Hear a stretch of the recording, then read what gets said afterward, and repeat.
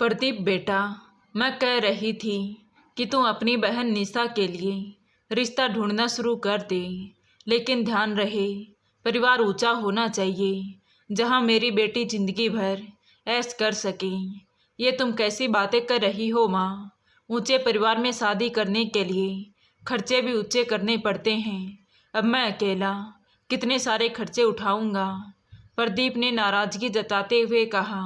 तो उसकी माँ मनोरमा जी बोली, वो मुझे नहीं पता, बहन की शादी की जिम्मेदारी तो तेरे ऊपर ही है। अगर तेरे पिताजी होते तो वो भी तो ऊंचा खानदान ही देखते। मुझे तुमसे ये उम्मीद नहीं थी बेटा कि तू अपनी जिम्मेदारी भूल जाएगा। ये सुन प्रदीप ने गुस्से से कहा, माँ, मैं जिम्मेदारी भूला नहीं हूँ, लेकिन आप बातें बड़ी बड़ी कर रही हो। एक सामान्य परिवार में निशा की शादी क्यों नहीं हो सकती? वो बोल ही रहा था कि तभी उसकी बहन निशा आ गई और उसकी बात को बीच में ही काटते हुए बोली, भैया, आपको पता है मेरी सहेलियों की शादी कितने बड़े बड़े घरों में हुई है। किसी का पति लेफ्टिनेंट है तो किसी का पति इंजीनियर, और तो और किसी का पति खुद की कंपनी का मालिक है। तो क्या आप मेरे लिए ऐसा लड़का नहीं ढूंढ सकते? पापा होते तो कितना अच्छा होता। इतना कहकर निशा अपने घड़ियाली आंसू बहाने लगी।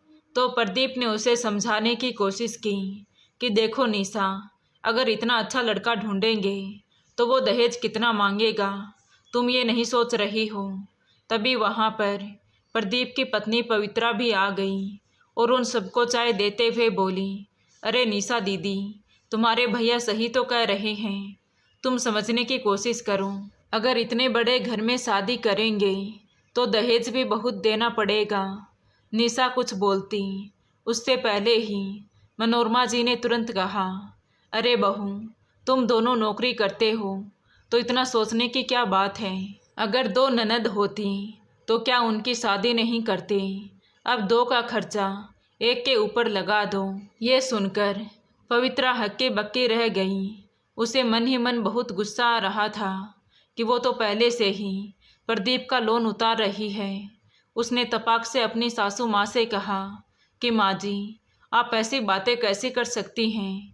पहले से ही मेरी तनख्वाह में से प्रदीप के लोन की किस्त कट जाती है, ऊपर से आप मुझ पर एक और खर्चा बढ़ा रही हैं। इतना दबाव आप अपने बेटे पर क्यों नहीं बनाती कि वो कोई बड़ी तनख्वाह वाली नौकरी ढूंढ ले? ये बात मनोरमा जी को भी सही लगी और उन्होंने तुरंत अपने बेटे की तरफ देखते हुए कहा, ये आइडिया भी अच्छा है प्रदीप, तो ऐसा कर, कोई और नौकरी ढूंढना शुरू कर दे जिसमें तनख्वाह ज़्यादा मिले। यह सुनकर प्रदीप की आंखें गुस्से से लाल हो गईं। वो चिल्लाता हुआ बोला, पवित्रा, तुम माँ के दिमाग में ये क्या भर रही हो? नौकरी ढूंढना क्या इतना आसान काम है? पवित्रा गुस्से में उठकर चली गई और दोनों माँ बेटे आपस में बहस करते रहे। पवित्रा मन ही मन सोच रही थी कि वो इसमें भागीदार नहीं बनेगी, आखिर वो इस घर का कितना खर्चा उठाएगी। यह सोचकर पवित्रा ने इस वक्त के लिए खामोश रहना ही सही समझा।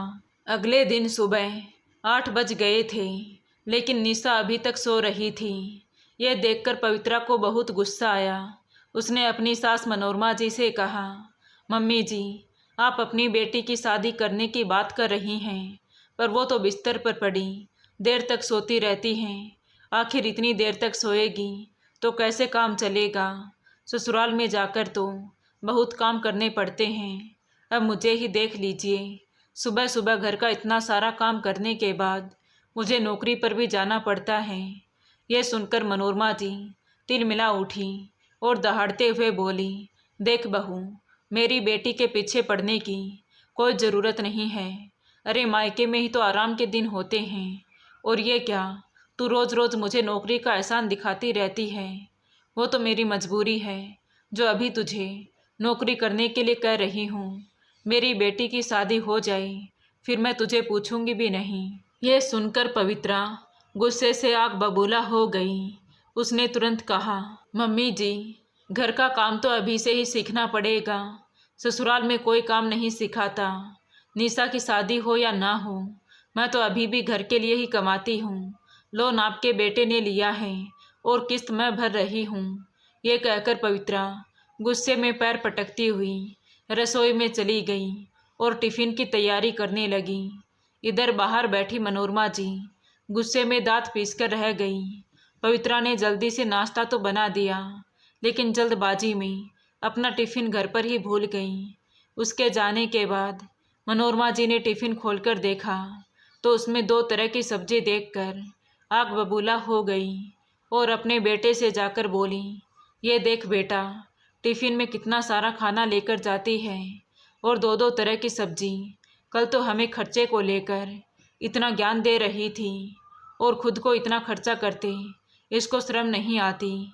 आ जाएगी तो उससे पूछना कितना खाना किसके लिए लेकर जाती है और जाकर किसको खिलाती है। बात इतनी सी थी, मगर मनोरमा जी ने उसको इतना बढ़ा दिया था। प्रदीप ने उस वक्त कुछ नहीं कहा, चुपचाप ऑफिस चला गया। मनोरमा जी सारा दिन अपनी बहू को भला बुरा कहती रही और सोचती रही कि आज उसने ऑफिस में खाना ऑर्डर करके खाया होगा। हम पर खर्चों के लगाम लगाती है और खुद अंधाधुंध पैसे खर्च करती है।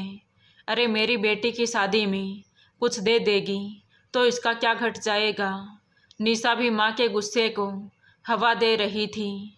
वो भी पूरा दिन अपनी माँ के कान भरती रही। जैसे ही शाम को पवित्रा आई तो मनोरमा जी जोर से चिल्ला पड़ी, बहू, मुझे सब पता है कि ऑफिस में क्या चल रहा है। तुझे तो घर से कोई मतलब ही नहीं रहा।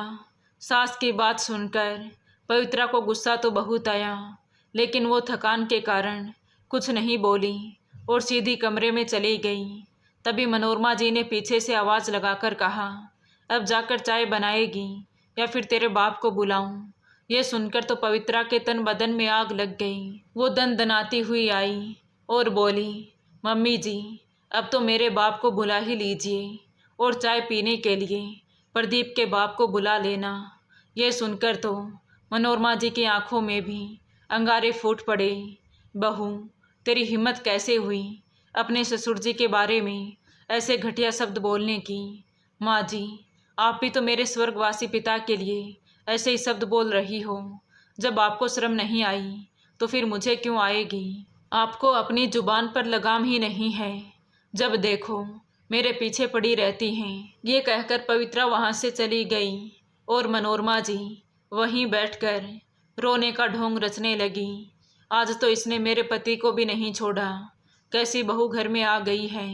इसकी नौकरी नहीं होती तो कब की धक्के मारकर घर से बाहर निकाल देती। रात को प्रदीप के आते ही फिर से उन्होंने अपनी राम कहानी शुरू कर दी। बेटा, अब तो तेरे पिताजी के ताने भी मुझे मिलते हैं। तू कोई अच्छी सी नौकरी क्यों नहीं ढूंढ लेता। कम से कम इस कल मोही की बातें तो नहीं सुननी पड़ेंगी। प्रदीप ने बिना पूरी बात जाने कमरे में जाकर पवित्रा से कहा, पवित्रा, तुम क्यों माँ के मुंह लगती हो और जुबान संभाल कर बात नहीं कर सकती क्या। क्यों प्रदीप, जब तुम्हारी माँ तुम्हारे पिताजी के लिए नहीं सुन सकती तो मैं अपने बाप के लिए कैसे सुन सकती हूँ। मुझसे पैसे मांगते समय तो तुम्हारी माँ की जुबान इतनी मीठी हो जाती है, लेकिन गालियाँ देते समय वो बिल्कुल लगाम नहीं लगाती। यही बातें जब तुम्हारी बहन अपने ससुराल में सुनेगी तब तुम लोगों को अक्ल आएगी। उसके बाद सुनकर प्रदीप को भी समझ आ गया था कि उसकी माँ ने क्या किया होगा। निशा की हरकतें तो वो पहले से ही जानता था, इसीलिए कुछ नहीं बोला और चुपचाप लेट गया। हफ्ते भर घर में शांति रही, क्योंकि अब महीने का अंत आ रहा था और दोनों की तनख्वाह आने का भी समय हो रहा था। यही वो समय होता था जब मनोरमा जी घर में शांति बनाकर रखती थी और किसी से कुछ नहीं कहती थी। एक दिन जब शाम को प्रदीप घर पहुंचा तो मनोरमा जी ने कहा, बेटा, आज अपने पड़ोस में रहने वाली राधिका जी ने निशा के लिए एक बहुत अच्छा रिश्ता बताया है। मुझे तो लड़के का परिवार और लड़का बहुत पसंद आए हैं। राधिका जी ने मेरी लड़के की माँ से बात भी करवा दी। मुझे तो बहुत अच्छा लगा। बस अब आगे बात बढ़ानी है। यह सुनकर प्रदीप ने अपना बैग एक तरफ रखते हुए कहा, वैसे वो लड़का करता क्या है। अरे बेटा, लड़के के बारे में तो तुम सुनकर हैरान हो जाओगे। अरे भाई, लड़का एक होटल का मालिक है, लेकिन फिर भी इतना बड़ा आदमी होने के बावजूद भी शादी अपनी माँ की मर्जी से करना चाहता है। संस्कार तो देखो उसके। उन्होंने निशा की फ़ोटो देखी और उनको निशा पसंद भी आ गई। अब वो बस मिलना चाहते हैं।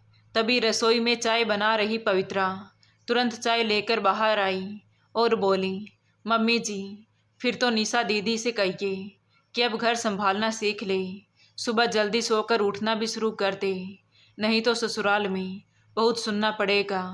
तभी मनोरमा जी ने आंखें निकाल कर पवित्रा को देखा और बोली, तू अपना मुंह बंद रखा कर, जब देखो मेरी बेटी के पीछे पड़ी रहती है।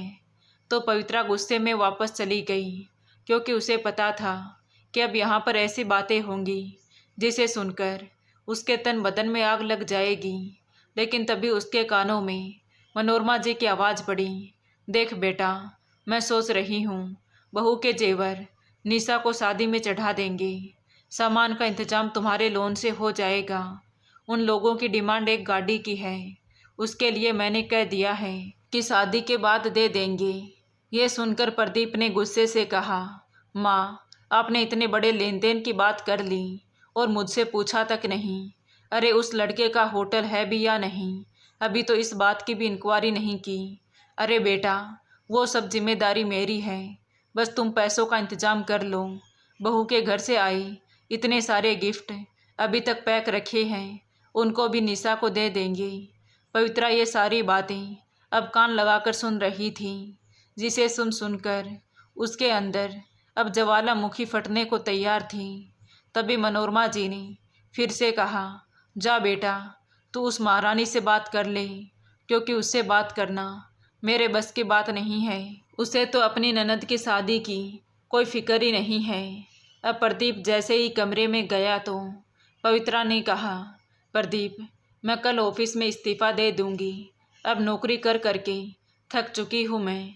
ऐसी नौकरी करने का क्या फ़ायदा जो सब उसका फ़ायदा उठाने लगें। मुझे सब पता है कि तुम लोगों के मन में क्या चल रहा है।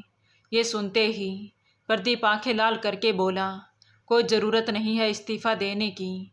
अभी तुम अकेली नहीं हो जो ससुराल में रहकर नौकरी कर रही हो। अब क्या तुम्हें मेरे घर वाले सर पर बिठाएंगे।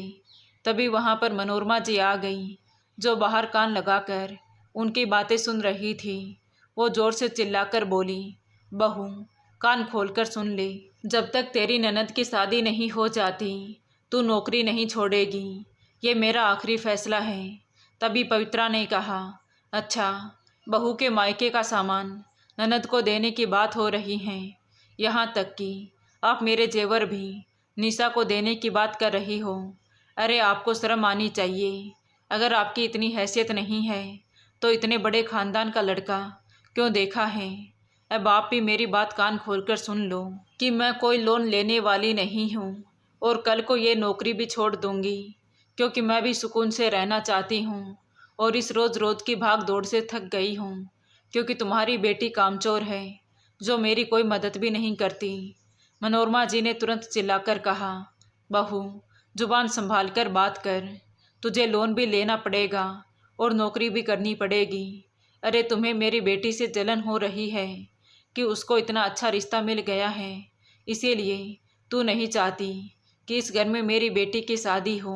तभी पवित्रा ने प्रदीप की तरफ देखकर कहा, तुम कुछ भी बोलते क्यों नहीं हो।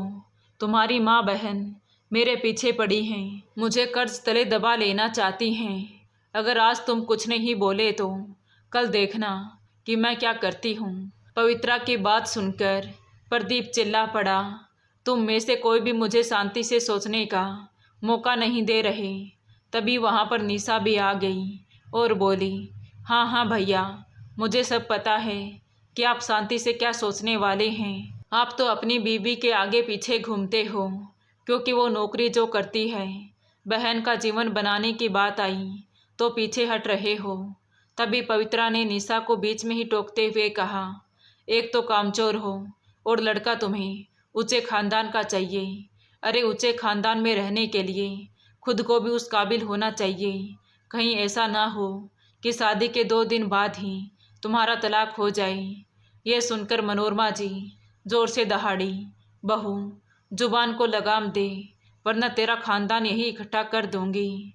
तभी पवित्रा ने हाथ बांधकर कहा, इसकी तो आपकी हिम्मत ही नहीं है माँ जी, क्योंकि आपको मुझसे पैसे जो चाहिए, जो मेरे खानदान से तो नहीं मिलेंगे। तभी प्रदीप ने गुस्से में पवित्रा से कहा कि तुम चुप होती हो या नहीं, तुम लोगों ने पूरे घर को सिर पर उठा रखा है। तभी निशा भी तिल मिलाकर बोली, सर पर तो आपकी बीवी ने उठा रखा है भैया, जिसको कुछ कहने की आपकी हिम्मत ही नहीं है।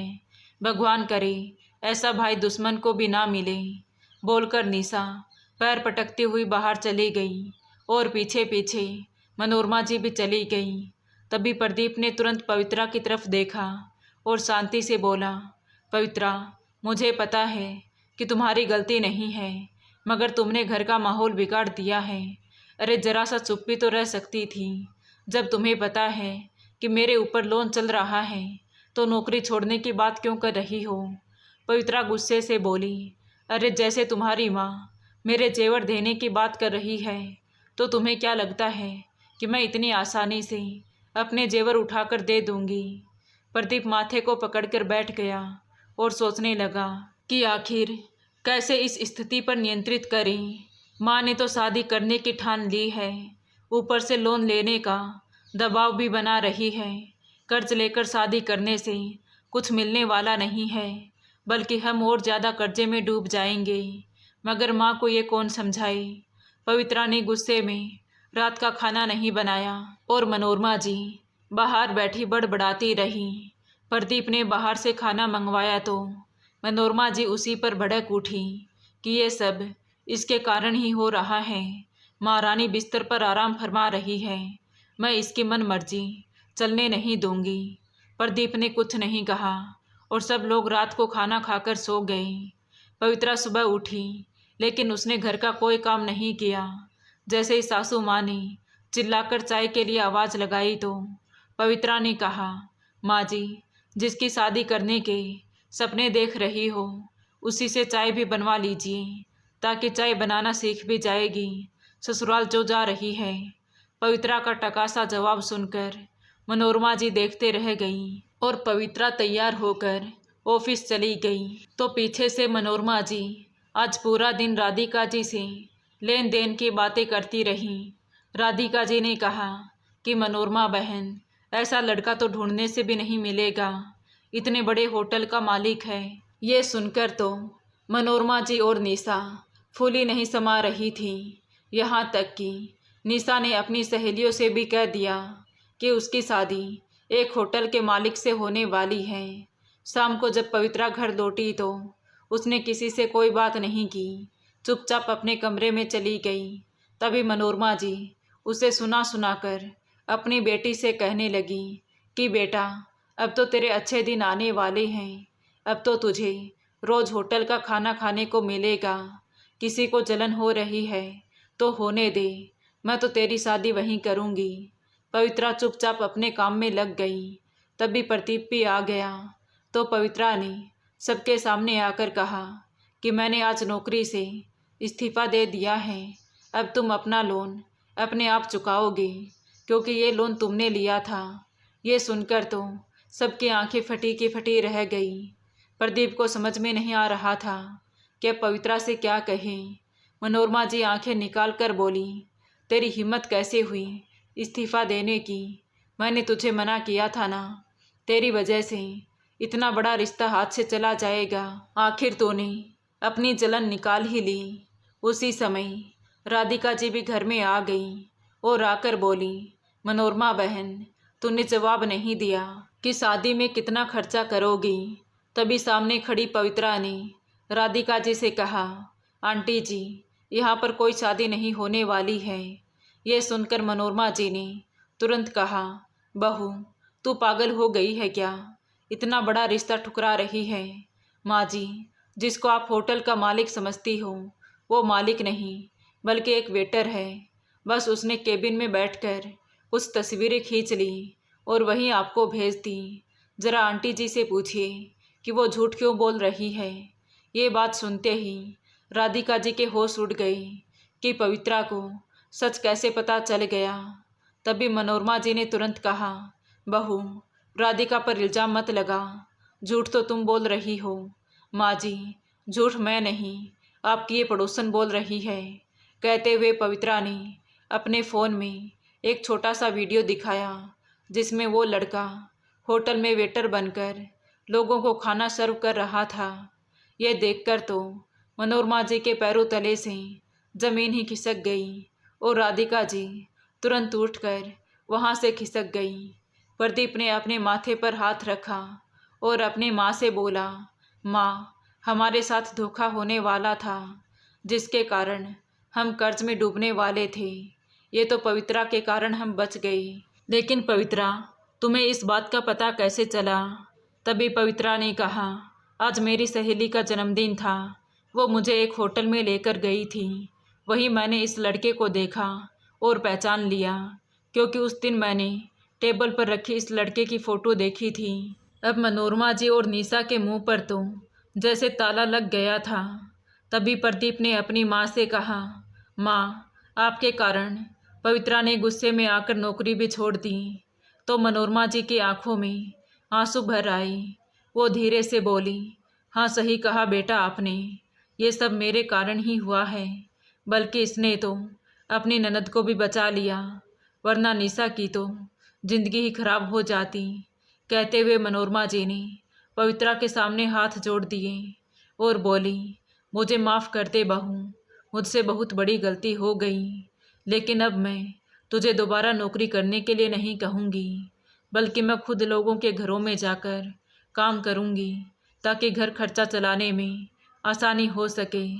कहते हुए मनोरमा जी ने अपनी बेटी की तरफ देखा और बोली, अब से निशा, तुम भी घर के हर काम में अपनी भाभी का हाथ बटाओगी। तो निशा ने भी चुपचाप हाँ में सिर हिला दिया। तभी अपनी सास को परेशान देखकर पवित्रा की भी आंखें भर आई। उसने आगे बढ़कर मनोरमा जी को गले से लगाते हुए कहा, माँ जी, आपको किसी के घर में काम करने की कोई ज़रूरत नहीं है। मैंने कोई नौकरी नहीं छोड़ी है। वो तो बस मैं आपके लालच को हवा नहीं देना चाहती थी, इसीलिए आपसे ऐसा कह दिया था। मगर ये अच्छा हुआ जो इस लड़के का सच मुझे पता चल गया, वरना कर्ज भी हो जाता और निशा की ज़िंदगी भी बर्बाद हो जाती। ये सुनकर मनोरमा जी की आंखें फिर से भर आई।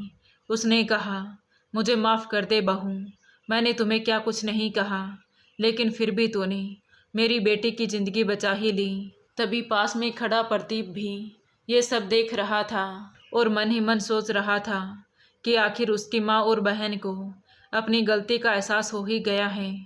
तो दोस्तों, आपको ये कहानी कैसी लगी कमेंट करके ज़रूर बताएं। कहानी अच्छी लगी हो तो प्लीज़ वीडियो को लाइक करें, शेयर करें और हमारे चैनल कहानी विद देवांशी को सब्सक्राइब ज़रूर करें। Thank you.